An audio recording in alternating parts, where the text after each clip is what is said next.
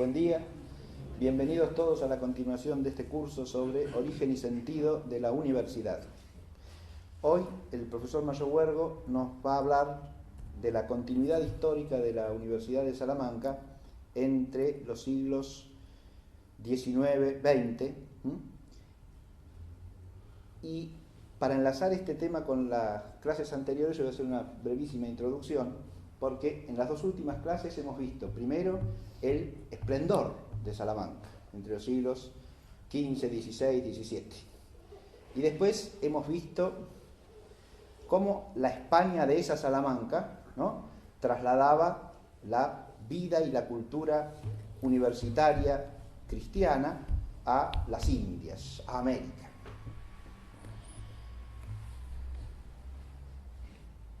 En las clases que llevamos referidas a la historia de la Universidad de Salamanca, lo que hemos visto es un auténtico progreso, es decir, un desarrollo homogéneo de lo que son sus orígenes, sus bases fundacionales. Recordemos el texto de Alfonso X el Sabio que figura en el programa del curso, ¿no?, acerca de la importancia primordial que tiene para un pueblo el conocimiento de Dios. La Universidad de Salamanca fue haciéndose progresivamente más fiel a ese sentido fundacional, convirtiéndose de una universidad primariamente jurídica en una universidad primordialmente teológica. Y el esplendor salmantino está ligado precisamente a la grandeza de su sabiduría y de su ciencia teológica. Ese esplendor no se agota en el siglo XVI ni en el XVII, sino que también prolonga su brillo hasta el mismo siglo XVIII. Eso es algo que históricamente a veces pasa desapercibido, porque cuando hablamos del siglo XVIII nos fijamos solamente en los fenómenos de ruptura revolucionaria que aparecen en el siglo XVIII, y no advertimos que hay también fenómenos de profunda continuidad que son cronológicamente simultáneos. Y la Universidad de Salamanca en el siglo XVIII sigue siendo un gran centro de cultura teológica y filosófica cristiana al servicio de la teología. No solo con una gran floración de autores y de escuelas, porque están los dominicos que cultivan el pensamiento de Santo Tomás, los franciscanos que vuelven a Salamanca ya en ese periodo y que desarrollan obras importantes siguiendo el magisterio de Duns Scoto. Los jesuitas de Salamanca, el famoso Luis de Losada, por ejemplo, en el siglo XVIII, que se esfuerzan por vincular la tradición escolástica con la nueva física, la física experimental, y dan un marco adecuado para esa asunción de algo que es nuevo, pero al mismo tiempo es arraigado en la auténtica noción de ciencia clásica, en la tradición del conocimiento de la Iglesia y perfectamente compatible con los principios de la fe, ¿no? De manera que junto al método escolástico admiten el método experimental para cierto conocimiento de la naturaleza, sin que uno suprima al otro. De manera que es una escolástica vital, vigorosa, firme y al mismo tiempo abierta a la incorporación de las novedades legítimas. Frente a esto, el siglo XVIII presenta la ruptura de la mentalidad iluminista, que en España, más que como puro iluminismo, se proyecta lo que se llama el espíritu ilustrado, que es no iluminismo puro, sino ciertas consecuencias de la mentalidad iluminista que, sin ser extremadas, sin ser radicales en sus pretensiones, sin embargo, van a empezar a deteriorar el espíritu tradicional de Salamanca y de la cultura española también. Es a partir de este horizonte que va a hablar el profesor Mayo Huergo hoy. Los dejo con él. Muchas gracias. Gracias. Bueno, muy contento de estar nuevamente acá, en este gran curso, gran aporte que se hace de la Fundación Santa Ana, ¿sí? Bien, básicamente entonces yo lo que tengo que hablar, meter en este ratito, digamos, que sirve siempre para como acicate para ir a buscar, ¿no es cierto?, aquellas cosas que nos impacten más, que nos parezcan desconocidas y que, porque siempre en esto funciona así, ¿no? Algunas cosas, algunas causas de la realidad que se nos escapan y que uno dice, bueno, pero ¿por qué entonces fulano de tal pensaba así o hizo tal cosa si no pensaba así? Entonces ese tipo de cuestiones a veces se van dirimiendo, claro, con interpretaciones históricas o culturales más amplias, que yo creo que eso es lo más valioso que hacemos aquí, que no están en manuales y en compendios de historia, y cuando están mal enfocados. Entonces, es unir desvelando, ¿no es cierto?, ciertas cuestiones para darnos con la causa o la más original o la más auténtica o la real, que explica los efectos que todos conocemos. Bien, yo meteré entonces una introducción, un breve esquema de las reformas ilustradas, la cancelación de la Facultad de Teología en Salamanca y el tránsito hacia, una vez ocurrido esta debacle, hacia el siglo XX, que mínimamente esbozaré, sobre todo en la figura del rector más importante, más resonante que tuvo Salamanca al comienzo del siglo XX, que fue Miguel de Unamuno, ¿no? Bien, cuando dejamos atrás entonces la etapa clásica de la universidad, así llamada, que marcaba los inicios y el esplendor salmantino del siglo XVI, y nos adentramos en el siglo XVII, pero sobre todo en el XVIII, constatamos la lucha entre fuerzas novadoras e inercias tradicionalistas que pugnarán bien por un modelo perenne, bien por uno de corte ilustrado. La fuerza de la novedad iluminista se impondrá, pero veremos que no con contundencia o absolutización, sino que dependerá más bien de la etapa o área que se analice. Dichas reformas representan una suerte de composición entre lo nuevo y lo viejo. Muchas veces los cambios responderán a restauraciones o intentos de mejoras y no propiamente a alteraciones radicales. Esto me parece importante marcarlo porque, ya lo voy a decir ahora, pero España tiene los resortes para resistir una radicalización de la Ilustración, como ocurría en otras naciones, ya en este siglo o en siglos pasados. Y muchas veces incluso la intención de los reformadores, depende de quién, por eso digo, depende del área, de la parte que queramos analizar, depende de la época, depende de varios influjos, pero muchas veces no era con una intención absolutamente contraria a lo que se venía haciendo en Salamanca. Muchas veces eran salvables intenciones, pero defectuosos resultados.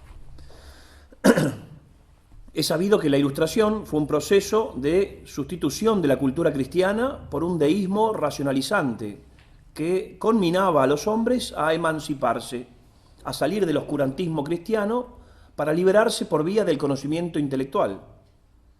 Lo irónico es que los mismos ilustrados descreían de la realidad cognoscible, por lo que todo se reducía a una actitud, el famoso sapere aude kantiano, atrévete a saber, deja de lado el argumento de autoridad, podríamos decir. Es decir, era un ir contra esa mentalidad cristiana, medieval, occidental, como quieran llamarle, ¿no es cierto?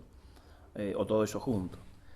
No voy a hacer aquí una introducción sobre la Ilustración, ¿no es cierto? Porque no corresponde, pero simplemente mostrar cuál era el espíritu que, en principio, movía a las inteligencias y a las acciones y a las voluntades, ¿no es cierto?, en esta época. En palabras del propio D'Alembert, la Ilustración lo discutió, analizó y agitó todo, desde las ciencias profanas a los fundamentos de la revelación, desde la metafísica a las materias del gusto, desde la música hasta la moral, desde las disputas escolásticas de los teólogos hasta los objetos de comercio, mostrando el catálogo de dispares elementos que intentaba modificar o renovar. No tenían problema en poner la metafísica junto, un cambalache, ¿no es cierto?, junto a las materias del gusto, a ver si el tenedor se dejaba aquí o allá, a ver si uno usaba sombrero en tal lugar. Eso con el actus scendi era más o menos, había que discutirlo todo, pero todo entraba dentro de un plan, ¿no es cierto?, superior de cambio. Claro que digo que esto es francés, esto es alemán originariamente, y vamos a ver cómo llega esto a España, que llega, pero de una manera particular. Pero más allá de este programa, que volvía a foja cero prácticamente todo lo realizado por la cultura occidental, porque eso también es la idea, es decir, renovar, pero no en un buen sentido, es decir, no ir a los orígenes y volver a rehacer aquellas cosas que quizás con el tiempo se hayan perdido, se hayan desubicado, sino renovar, hacer de nuevo en el sentido de olvidar lo anterior y plantar semillas nuevas, ¿no es cierto? Y esa es una actitud muy nociva, muy maligna, ¿no es cierto? Y muy soberbia, evidentemente, porque decir que todo lo anterior a uno, sobre todo a uno, ¿no? Porque si uno dijese todo lo anterior a fulano o a esta época carecía de importancia, relativiza cierta cuestión, bueno, pero gran soberbia lo de los ilustrados que se decían a partir de nosotros, a partir de mí, muchas veces en algunas figuras, empieza o la cosa va en serio, ¿no es cierto? La Ilustración fue eminentemente burguesa y anticlerical, y le costó poder implantar tan desgraciado proyecto. Al ser eminentemente un pensamiento proveniente del norte de Europa, la Ilustración se implantó con mayor éxito en Alemania, Francia e Inglaterra, pero en Italia y en España, que es el caso que aquí nos interesa, su triunfo fue al menos relativo. De hecho, pensadores de la talla de Eugenio d'Ors y el mismo Ortega y Gasset, han dudado si en España se puede hablar de un periodo propiamente ilustrado. Esto no quiere decir, ni mucho menos, que no hubo pensamiento ilustrado, que no hubo cambios inspirados en la Ilustración, que es lo que yo voy a decir aquí.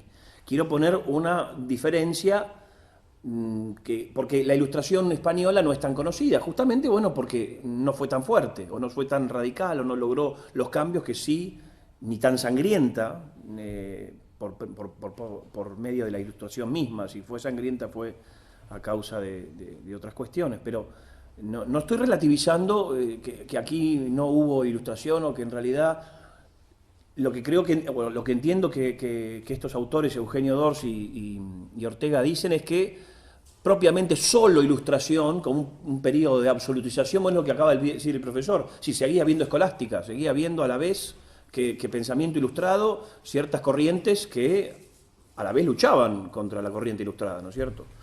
Leo brevemente un párrafo de este libro de la historia de la universidad en Europa, que es muy recomendable para quien quiera conseguirlo, con las salvedades propias de que nunca se encuentra nada, por eso vale, yo digo tanto lo nuestro, porque por pequeño que sea, hay cosas que no se dicen, ¿sí?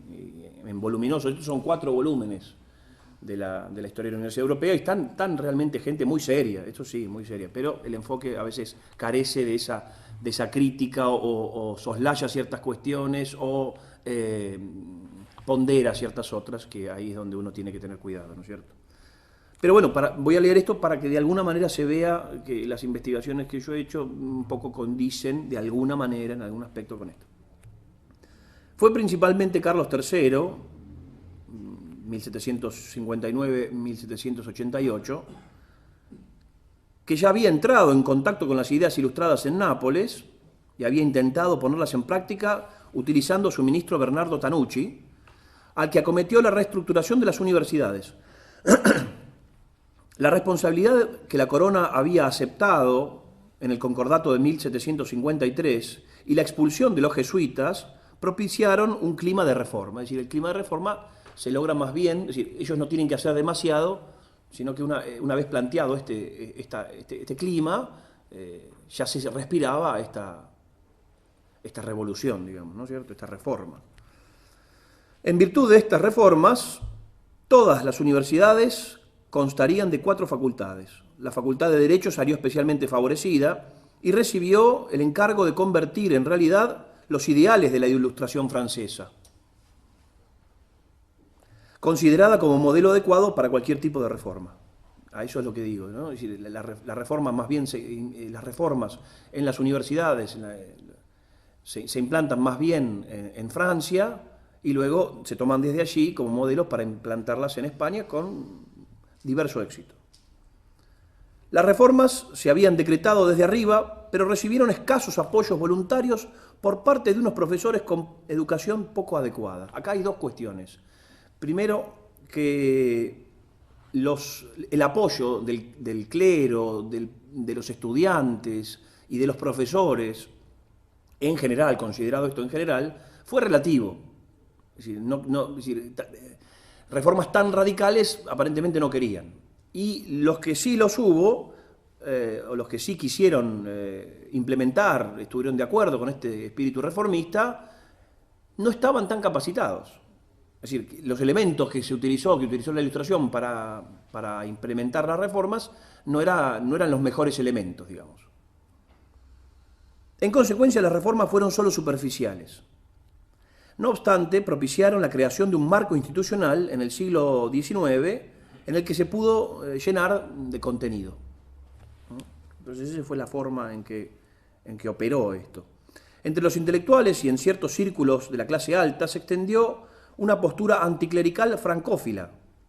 Sin embargo, no fue lo suficientemente general ni profunda como para propiciar un ambiente en el que las 2 breves décadas de actividad reformadora pudieran madurar y dar frutos. Aún así, las innumerables academias provinciales sí pusieron en marcha mejoras en la agricultura y la tecnología. Con el apoyo de los masones y de sociedades secretas, estos universitarios provinciales engrosaron las filas de los reformadores ilustrados, lo mismo que en otras sociedades europeas. Se rebelaron contra sus limitaciones que les venían impuestas por la distribución de las propiedades, y las instituciones sociales se hallaron paralizadas en la garra de tradiciones aceptadas sin discusión. Entonces, bueno, esta cuestión de las reformas, cómo fue implantada, la dificultad para poder lograr, el tiempo que lograron, porque lo que sí fueron persistentes en el tiempo y lograron ciertos resultados posteriores claros, digamos, ¿no? Inspirados en esto. Pero entonces, sea como fuere, son indudables las ilustradas intenciones y acciones de buena parte de los funcionarios. Pensemos en Campomanes, Feijoo, Jovellanos y sus monarcas también. Si bien ya en época de Fernando VI podemos descubrir los primeros atisbos, es anterior Fernando VI a Carlos III, será en el reinado de este rey Carlos III donde el reformismo se aplicará con mayor notoriedad, pero se ralentizará bajo Carlos IV por las dificultades que tuvo este periodo del monarca, ¿no es cierto? El resultado final se aplicará con el llamado Plan Caballero de 1807, en el que se efectiviza el Plan General de Universidades. El Plan General la reforma de alguna manera tiene allí un primer punto en el que se instauran o se bajan desde las ideas, desde las intenciones, en un plan concreto para las universidades. Pero volvamos un poco atrás, brevemente, para ubicar algunos sucesos que harán desembocar en las reformas ilustradas. Ya en el siglo XVII se comenzaron a vislumbrar algunos cambios que anticipan este espíritu ilustrado al disolverse en esta centuria, en el siglo XVII, el sistema de gobierno asambleario por uno de uso centrado en juntas decisorias, lo que de alguna manera el reemplazo de la forma de gobierno de una asamblea por una junta ya anticipa lo que después vendrá con las Cortes de Cádiz, ¿no es cierto?, y con las juntas regionales, y la Corte de Cádiz como un conjunto de juntas regionales. Y esa forma de gobierno ya estaba allí latente, eso es lo que quiero manifestar. También en este siglo XVII, las cátedras de la Universidad de Salamanca se elegían por el sistema boloñés basado en el voto de los estudiantes, pero para 1641 se suprime y las proveerá en adelante el Consejo de Castilla, lo que desembocaba en elecciones de puestos con un claro influjo partidista. Sí, quiero mostrar brevemente que en este siglo XVII ya ha habido por lo menos estas 2 cuestiones que mostraban algún cambio, por lo menos en lo administrativo, ¿no es cierto? Que claro, a veces las cuestiones empiezan allí, ¿no? Si yo no puedo dominar y modificar el pensamiento, porque el pensamiento está atado a la verdad, las condiciones administrativas no, pueden ser contingentes unas u otras, entonces cambiando evidentemente, así lo interpreto yo al menos, es decir, parece ser que ya venía con un espíritu de cierta reforma Salamanca. Bien, vamos a las reformas propiamente dichas. La Ilustración no podía, si era honesta consigo misma, no intentar cambiarlo todo, como había dicho Dallenberg. También y especialmente en la Universidad de Salamanca, núcleo, ¿no?, por eso especialmente, del pensamiento católico del antiguo régimen. En esta época los colegios estaban destinados, como no podía imaginarse de otra manera, para formar la élite. Recordemos que el pensamiento iluminista viene de la burguesía, pero apuntaba a ser élite. Es decir, va a apuntar finalmente a las élites intelectuales, sociales, económicas, culturales, ¿no es cierto? A la élite académica, pero con una intención que creo marca la diferencia fundamental con la etapa anterior, y es que el fin del saber que querían dominar, querían imponer, no era la contemplación de la verdad, sino un fin más bien práctico, como el de dominar la administración pública para cambiar desde allí los valores. Bueno, esto es lo que recién comentaba, ¿no es cierto? Luego, acaparada la educación universitaria, esta se distribuiría entre familiares, allegados, amigos, proporcionándoles becas y todo tipo de facilidades. Ese era el plan, que de alguna manera sí se fue aplicando. El plan reformador era casi utópico, tirar abajo muchos siglos de consolidación teológica y jurídica para convertirla en el brazo del nuevo orden social, pero frente a ella se erigía una sólida teología tomista, una ciencia jurídica que se fundamentaba en el derecho romano y canónico, y una firme filosofía escolástica, como resortes, como impedimentos, como elementos ralentizadores de esos cambios, ¿sí? Cuando no, repeledores. Las críticas vendrán justamente para alarmar sobre el atraso, acá viene la cuestión, ¿sí? Esto es la estrategia que van a utilizar, el atraso que se presenta en la universidad, en sus docentes y planes de estudio. Nos estamos quedando atrás y todo el mundo va para adelante, y nosotros seguimos con teología y con pensamiento medieval, vamos a decir, mientras que la ciencia logra avances, fenómenos en todo el mundo, ¿no es cierto?, en el mundo civilizado. Este va a ser el argumento. Una de las primeras escenas donde se manifestó la necesidad del cambio, sin duda, fue en la ciencia. Este va a ser el... Salamanca, con su teología medieval y su rechazo al racionalismo, impedía la proliferación de la ciencia que en todo el mundo occidental no hispano estaba desarrollándose. Me reía recién por adentro porque esto lo saco, yo acomodo, me acuerdo de acomodar esta sentencia, porque en el documento donde yo lo leo, esto estaba como una crítica, no en el modo inverso que yo lo digo. Es decir, el problema de Salamanca era que no aceptaba el racionalismo, fíjense, era un problema eso, para el que escribe ahora en el siglo XX, digamos, ¿no? Es un escritor español.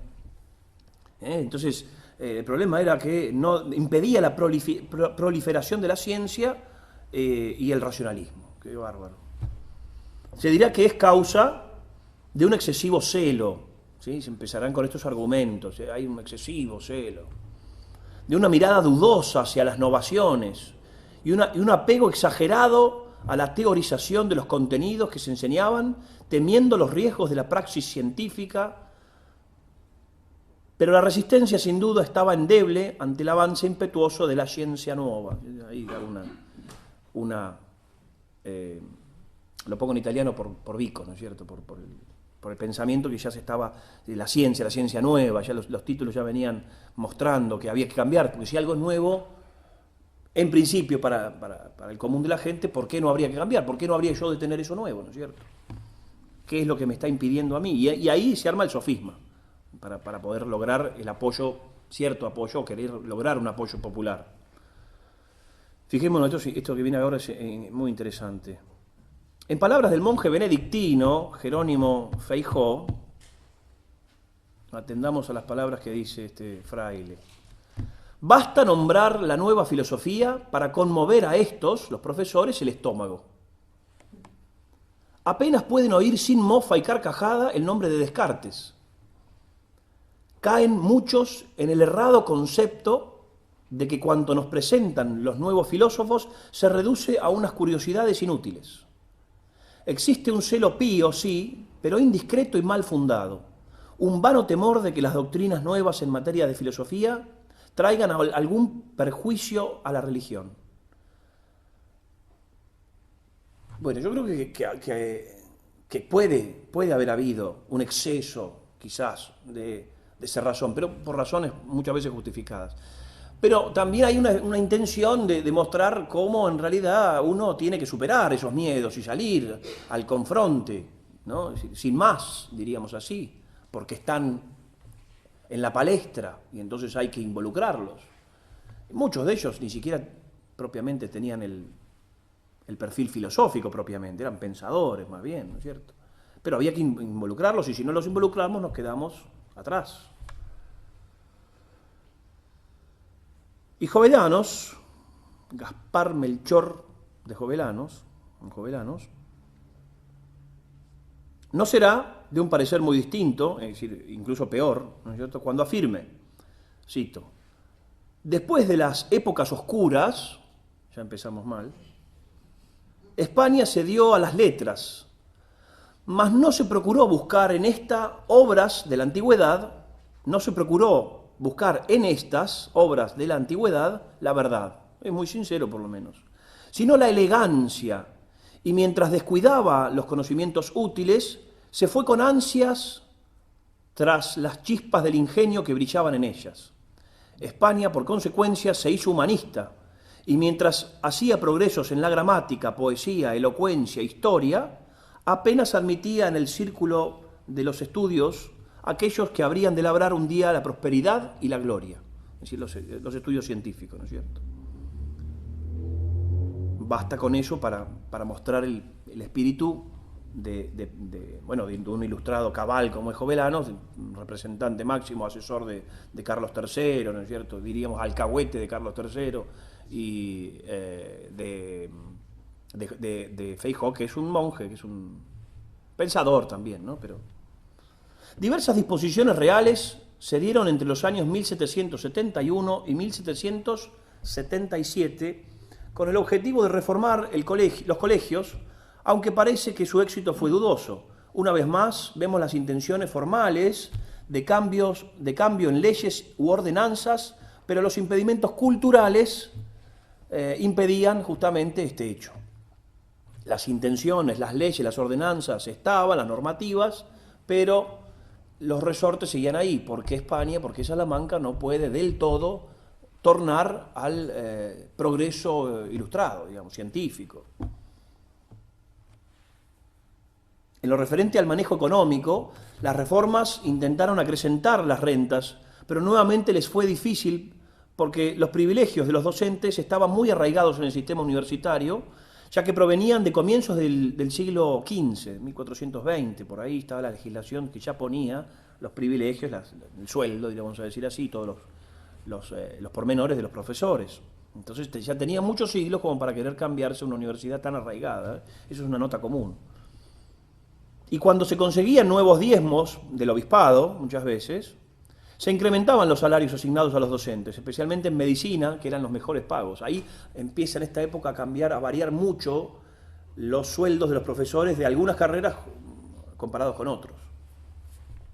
El régimen docente, bueno, antes de pasar al régimen docente, estaban las haciendas. Salamanca tenía la hacienda, ¿sí? Era el ingreso principal, evidentemente, que va a ser después amortizado, pero que era uno de los ingresos más importantes que tenía, junto con los ingresos de los obispados. Eso van a tener que tener en cuenta los monarcas y los reformadores cuando quieran meter mano, ¿no es cierto? Pero el régimen docente también fue blanco de las reformas. El antiguo y tradicional sistema de ejercicio del docente, que contemplaba los turnos, así se llaman, y la antigüedad fue cambiado por un concurso de oposición abierto bajo supervisión del Consejo. Es decir, se cambia un régimen tradicional por el cual el docente podía ejercer de vez en cuando, cada tanto, es decir, ir variando los puestos también, por un concurso de oposición abierta supervisado por el Consejo, es decir, por la mano política, diríamos así. Estos cambios de 1771, si bien no muestran una modificación realmente revolucionaria, contribuyen, porque no podían tampoco, ya tenían problemas con esto, imagínense, contribuyen a la introducción de nuevos enfoques y materias. Por ejemplo, la visión más regalista de la política debía estar fundada por una concepción del derecho que avalase esta teoría, y para ello se limitó en el estudio del derecho canónico el derecho pontificio de raigambre medieval, suplantándolo por el derecho real o nacional. Había que cambiar la parte efectiva, como hacíamos con abogados, con juristas, con legisladores que pudieran implantar eso. Ya basta de estar en las ideas y en las disputas, porque no se lograba demasiado, digamos. En teología se acentuó el aspecto bíblico y positivo antes que el patrístico y escolástico. Claro, por esto mismo, porque si yo me voy al aspecto escolástico, tengo que debatir y tengo que tirarme abajo columnas y monstruos del pensamiento escolástico, cristiano, que no le iban a dar la razón a los cambios, ¿cierto? Y que iban a estar en contra. Entonces, ¿por dónde se va? Bueno, justamente, ¿qué hacemos con la teología? La hacemos teología bíblica, teología positiva y teología específica, ¿no es cierto? Y nos vamos a la Biblia, antes que al magisterio y al magisterio, digamos, pontificio y al magisterio de los doctores de la Iglesia. Y sobre todo en medicina se abrió la puerta para que los alumnos estudien la carrera desde una clara perspectiva física y empírica, focalizándose en el aspecto clínico de la enseñanza. También, no en el teórico, vamos a decir así, no en el genérico. La resistencia en estos tiempos vendrá de la mano del método docente, ya que no se lograron importantes modificaciones en las tradicionales clases magistrales o disputas académicas. Ahí los profesores podían modificar levemente o algo su doctrina o su forma de enseñanza, o si eran profesores de teología, bueno, ir a la Biblia, pero la forma de enseñar, la manera de llegar a los alumnos, esa no la cambiaban. Y bien que hicieron, nos legaron todo esto, ¿no es cierto? No obstante, se introdujo el estudio por medio del manual o compendio. Llega vamos queriendo lograr cada vez más finamente la implantación de estas reformas, por la parte jurídica y por la parte manualística, que me impide irme de lo que el manual dice, y el manual lo prepara otro, y entonces te dicen lo que tiene que decir. Y vos te estudiás con ese manual y después repetís ese manual y no salís de esa, que yo llamo siempre manualística, que a veces es contaminante, ¿sí? Es disecante, digamos. Otras no, sí, pero bueno. Entonces se introdujo los manuales o compendios, poniendo fin al dictado del profesor. Y se introdujo asimismo el porcentaje de asistencias necesarios para aprobar los cursos, que antes no estaba. Entonces uno tenía que tener, claro, cierta... Ven, esas son reformas menores. De todos modos, algo había que reformar, y mientras más cosas reformemos, aunque sean menores, más queda la idea de que la cosa está cambiando, ¿no? Entonces había que modificar cuanta cosa se pudiera, porque el mismo espíritu ilustrado que nos decía D'Alembert así lo dice: todo, vamos a todo, ¿no? Vamos por todo. Los proyectos innovadores llegaron de la mano de la creación de jardines botánicos y museos, que eran la cara novedosa y bien iluminista de toda universidad que se prestigie. Sí, son una fundación, los museos, las academias, incluso la Real Academia entiendo que también sale por esta época, la Academia de Letras, Academia de Artes, museos, exposiciones, jardines botánicos, ¿no es cierto? Y todo esto era propio de la época ilustrada, y entonces eso va a ser la cara también, va a figurar como lo visible exteriormente. Por último, estas reformas de 1771 lograron obligar a quienes estudiaban en los conventos a que fuesen a la universidad a escuchar los cursos para poder reconocérselos y convalidárselos, y por medio de esto entonces influir, ¿no es cierto?, inficionar las mentes de los alumnos que estaban en los conventos, que estaban estudiando de alguna manera, claro, porque todo esto correspondía también al obispado, ¿no es cierto?, de Salamanca. Es decir, muestra que pensaron todo esto y cómo llegar, y ante rechazos o dificultades, otros caminos abrir. Estas reformas iban preparando el tránsito hacia un nuevo tipo de universidad que en el siglo XIX marginará de su ámbito a canonistas y teólogos que habían sido sus auténticos señores, es decir, el alma de la universidad, digamos. Los grupos reformistas y renovadores ilustrados se integrarán progresivamente al movimiento liberal. lo que era ilustrado en el siglo XIX pasará a ser liberal. Esto quedó patentizado cuando Diego Muñoz Torrero, rector salmantino en 1787, ostentará posteriormente la presidencia de las Cortes de Cádiz. Y ahí se ve entonces la relación, ¿no? La reforma alcanzará a la biblioteca, que venía siendo muy descuidada en los siglos anteriores, incluso las escenas que cuentan los estudiosos del siglo XVII, sobre todo del XVII, y alguna parte del XVIII, era que la biblioteca principal y buena parte de las bibliotecas generales, los libros estaban arrumbados, la biblioteca, el techo estaba, yo no me acuerdo si estaba caído, estaba roto, es decir, todo el aspecto sí, en algunos ambientes por lo menos era este, y entonces, claro, van a querer renovar la universidad, pero lo bueno es que lo pudieron hacer, o que cuando lo hicieron, se van a nutrir de no menos de 12.000 volúmenes de quienes, de los jesuitas que habían expulsado. Es decir, te expulso, pero los libros me los quedo, porque son buenos y los dejo en la biblioteca. Bueno, el alumnado también, a su vez, se verá disminuido, oscilando entre 2.000 y 1.500 alumnos solamente, matriculados, a causa de la competencia que otras universidades como Zaragoza, Valencia, Valladolid o Sevilla empezaban a crecer. No a fundarse, ya estaban fundadas, pero sobre todo Valladolid, ¿no es cierto? Para la última década del siglo XVIII, las reformas ilustradas se sucedían unas a otras y lograban consolidar poco a poco sus principios. Después de tanto insistir, iban logrando ciertos resultados concretos. El 16 de agosto de 1790, Gaspar Melchor de Jovellanos redacta el Reglamento para el Gobierno Económico, Institucional y Literario del Colegio de la Inmaculada Concepción de Salamanca, según el nuevo plan aprobado por Su Majestad a consulta del Consejo Real de las Órdenes. La imposición, nuevamente, queriendo hacer mediante un reglamento, algo burocrático, una forma de enseñanza, una forma de pensamiento.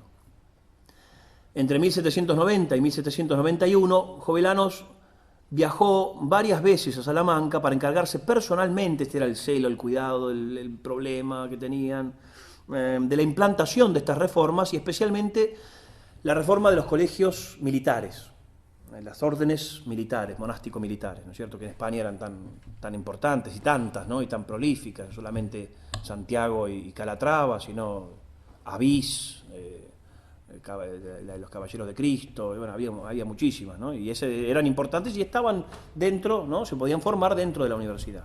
Es ahí donde, a ver, yo voy a decir una cosa, no sé, me parece a mí, preocupaban las órdenes, es decir, así como le preocupaban a Saladino en Jatín y en la Tercera Cruzada, así también preocupaban a los ilustrados, porque eran de alguna manera los más convencidos, ¿sí? Eran la gente que más reaccionaria para la adaptación e implantación del espíritu.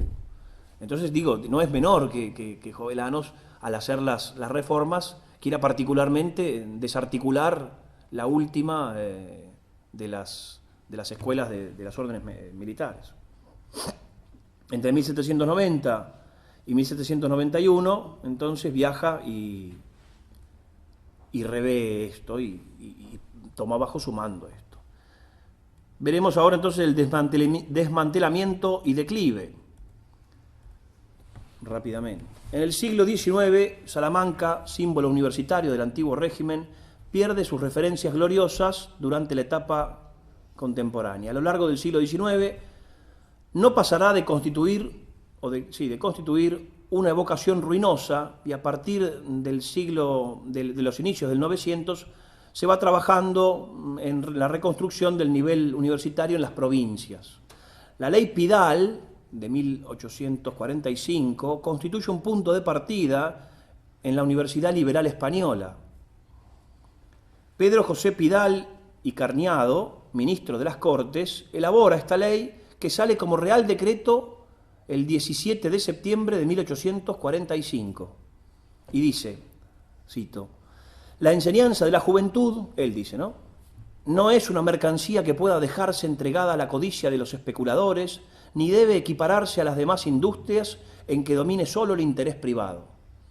Este era el discurso por el cual no se podía dejar que la enseñanza estuviese en manos de cualquiera. La tenía que tener el rey, la tenía que tener el reino, la tenía que tener el Estado, vamos a decir. Este nuevo modelo, 1845, este nuevo modelo se consolida con otra ley que se llama la Ley Moyano, de 1857, con una directa y total centralización de la educación superior por el Estado. Control de fondos, programas, libros de textos, profesores, todo estaba... No es muy distinta a la situación actual, ¿no es cierto? Todo estaba de alguna manera regido, regulado, en pos de un supuesto orden y armonía en la universidad, pero lo que estaba detrás era el intento de comandar las acciones, los pensamientos, ¿no? El rector universitario pasa a convertirse en una especie de delegado del gobierno central, designado por el ministerio correspondiente. A partir de él se establece la jerarquía universitaria de arriba abajo por designación y propuestas rectorales, desapareciendo cualquier concesión a organizaciones electivas. Al tiempo queda establecido un cuerpo nacional de catedráticos funcionarios. Claro, si yo pongo al rector y luego el rector es el que va a poner los funcionarios, el rector lo va a poner de acuerdo a lo que yo le diga que... O yo voy a descansar en la seguridad de que él va a poner los funcionarios necesarios para acometer los fines de reforma, ¿no es cierto? Y eso que él, yo imagino que se habrá dicho en algún momento quizás, el rector hasta no mucho tiempo antes en la Universidad de Salamanca y en general en las universidades, era un estudiante, comenzó siendo un estudiante mayor, que tenía que tener ciertas características, mayor, pero junto con un consejo, digamos así, con un núcleo de consejo, y llevaban adelante la universidad, ¿no es cierto? Ahora es el rector, el catedrático y el rector funcionario, ¿no es cierto? Tras la ley Moyano, Salamanca quedó reducida a la Facultad de Teología, Derecho y Filosofía y Letras. Para culminar el desmantelamiento, las tendencias laicizantes de los gobiernos liberales condujeron a la dramática supresión de los estudios de teología en 1868, los cuales perdieron rango universitario y se trasladaron al seminario diocesano. Los mandaron al seminario. Estos son para los curas, digamos. Teología para los curas, la universidad es para la ciencia, para el progreso, como decía Jovellanos. Entonces, no nos podemos perder en chiquitaje, digamos, en este tipo de cosas. Y 1868 marca entonces la desaparición propiamente de la Facultad de Teología, la esencia de la universidad. Salamanca quedaba limitada a un puñado de facultades con escasos alumnos y de los cuales la de Derecho se mantendrá como la más influyente y nutrida.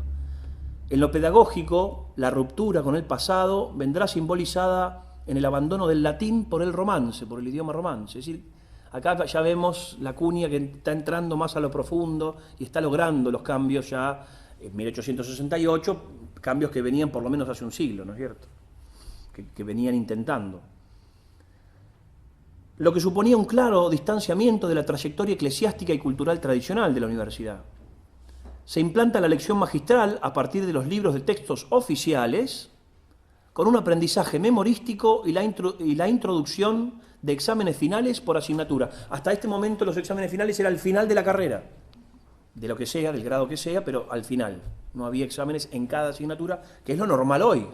No hay ninguna universidad que no tenga una carrera con cada materia y un examen final, un examen parcial, ¿no?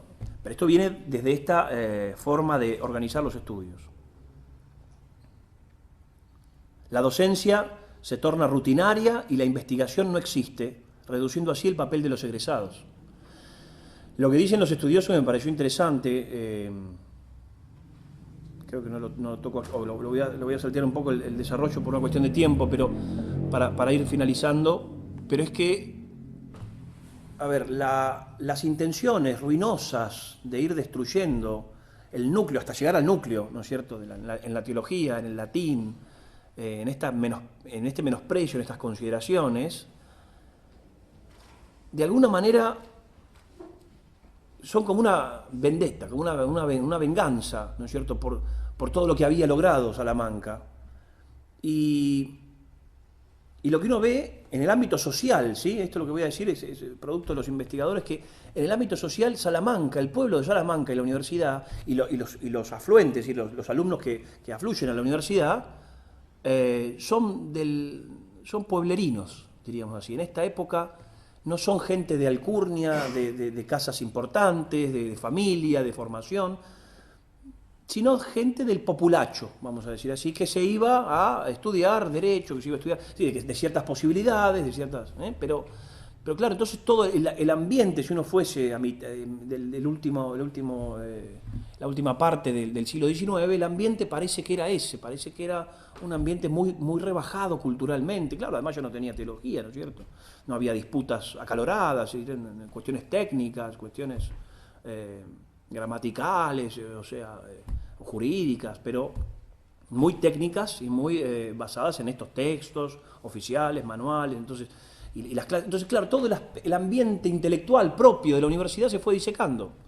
Las clases eran aburridas, no existía la investigación. ¿Para qué? Entonces, ¿para qué uno iba a estudiar? ¿Qué hacía el egresado cuando salía, cuando terminaba sus estudios, si no podía investigar allí? Se trata de futuros funcionarios, eso es lo que querían lograr, de la administración pública, o aspirantes a profesiones liberales, horizontes máximos para una promoción social de provincianos. A mí me toca la clase, dentro de 3 clases, dar la universidad del día de hoy, pero esto es muy parecido, ¿sí? Ya acá, por lo menos en esta óptica, en esta captación, uno puede decir que es así, ¿no? La universidad como una institución que genera funcionarios.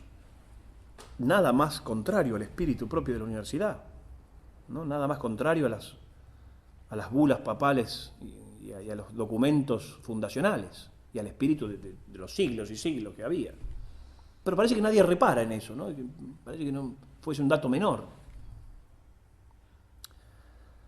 La universidad no es, en el 800, sino una gloria expoliada, lamentable, que incluso corrió el riesgo de desaparecer como tal.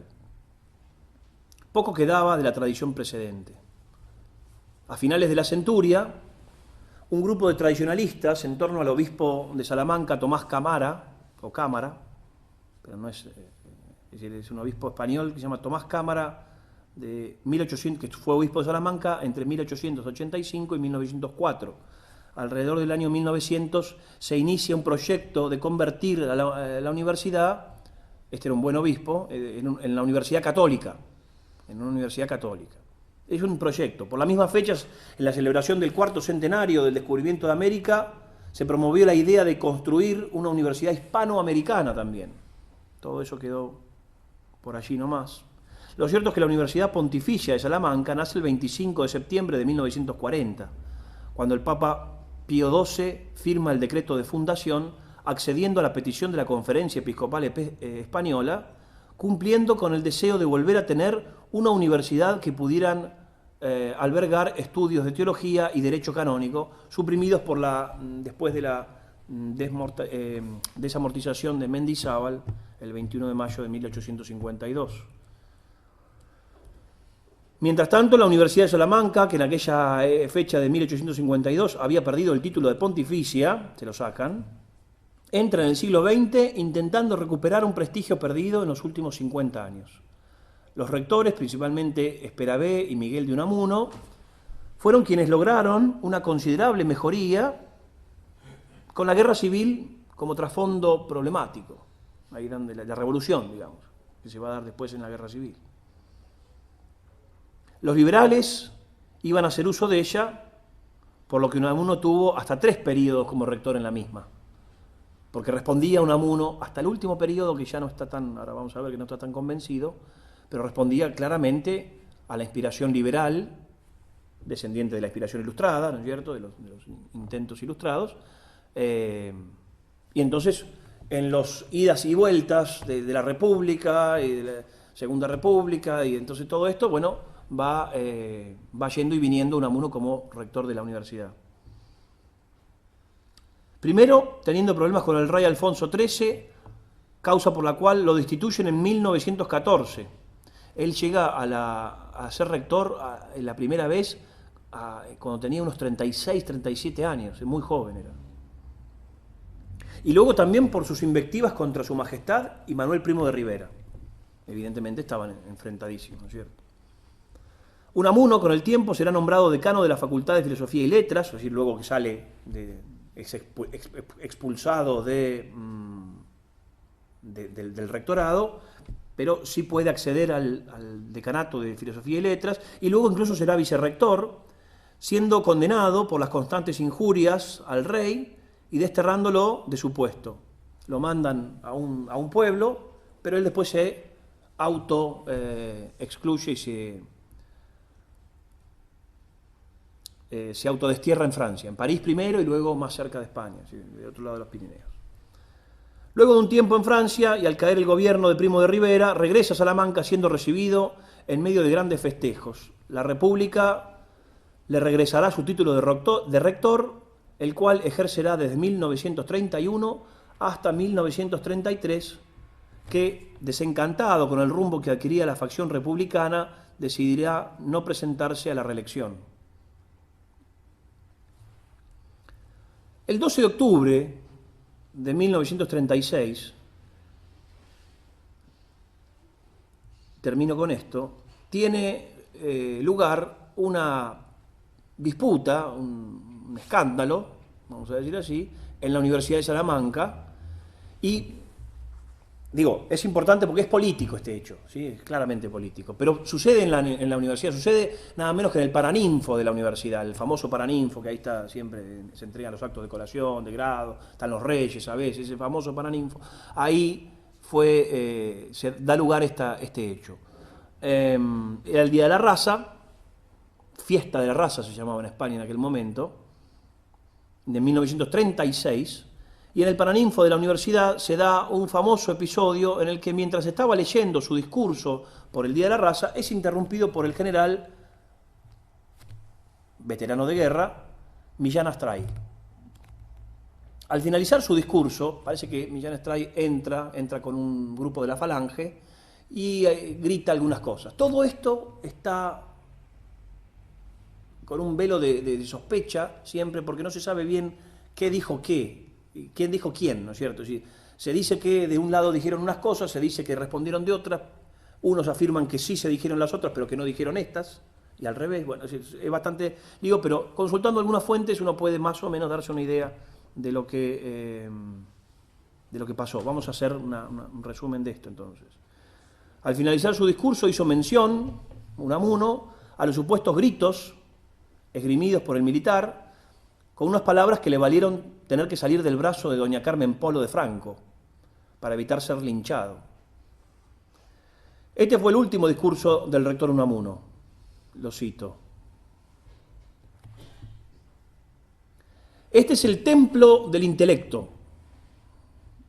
y yo soy su supremo sacerdote. Vosotros estáis profanando su recinto sagrado. Diga lo que diga el proverbio, no es proverbio, yo siempre he sido un profeta en mi propio país. Venceréis, pero no convenceréis. Venceréis porque tenéis sobrada fuerza bruta, pero no convenceréis, porque convencer significa persuadir. Y para persuadir necesitáis algo que os falta en esta lucha, razón y derecho. Me parece inútil pediros que penséis en España. Y ahí se tiene que ir, ¿no es cierto?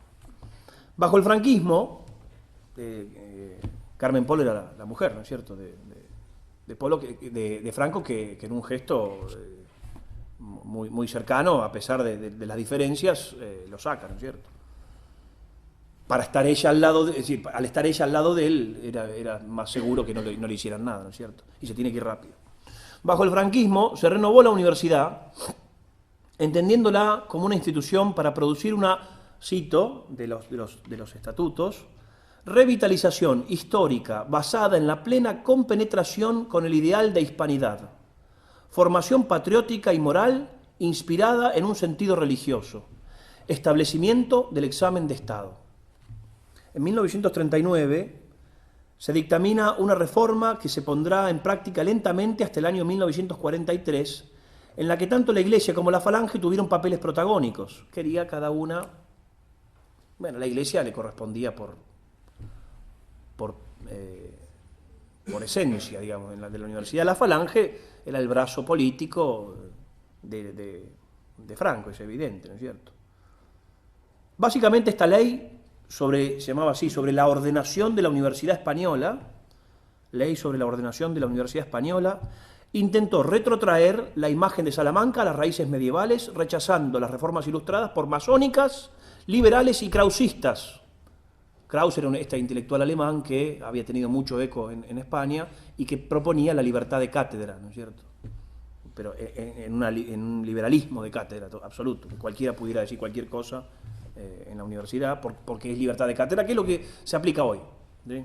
Yo tengo libertad de cátedra, entonces digo lo que quiera. Pero hay una universidad que dice tal cosa, no importa, tengo libertad de cátedra. Es como una carta de presentación de inmunidad, digamos, ¿no? Entonces la rechaza, y esto es tal cual, es decir, por ilustradas, masónicas, liberales y krausistas. Me parece de una claridad meridiana. Y estableciendo el fundamento de la enseñanza en la moral católica. La universidad quedó definida en el primer artículo como una corporación de maestros y escolares a la que el Estado encomendaba la misión de dar enseñanza en el grado superior y educar y formar a la juventud, cito, y termino, para la vida humana, el cultivo de la ciencia y el ejercicio de la profesión al servicio de los fines espirituales y el engrandecimiento de España. Muchas gracias.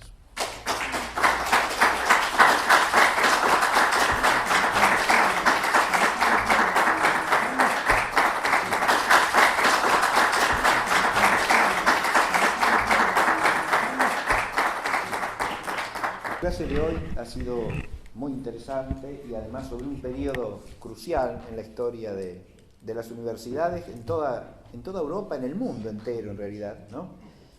Y Eduardo ha expuesto muy bien cómo repercute en España la idea de convertir a la universidad en un mero instrumento del Estado con características políticas, es decir, un instrumento político de la acción del Estado sobre la sociedad, ¿no? Lo cual tergiversa radicalmente el espíritu de la universidad.